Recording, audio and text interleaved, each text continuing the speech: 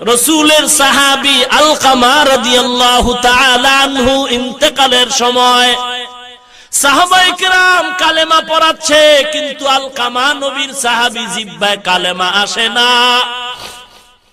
নবীজির কাছে খবর দেওয়ার পরে বলে তার মা আছে কিনা, বলে আছে। বলে তার মাকে ডেকে দাঁড় করায় বলো আলকামারে ক্ষমা করতে। মা রাজি না। নবী এসে আলকামার মাকে বললেন, ও আলকামার মা, আলকামারে মাফ করে দেন, জিহ্বায় কালেমা আসে না ইন্তেকালের সময়।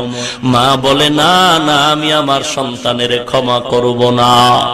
আল্লাহর নবী বলেন আগুন জ্বালাও। ও সাহাবায়ে কেরাম আলকামারে আগুনের মধ্যে জ্বালায় দেই।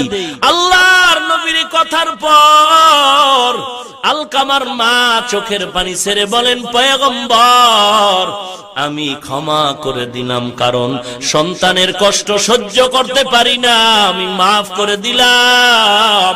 মা যখন কথাটা বলল, আলকামার জবানে কালেমা জারি হয়ে গেল।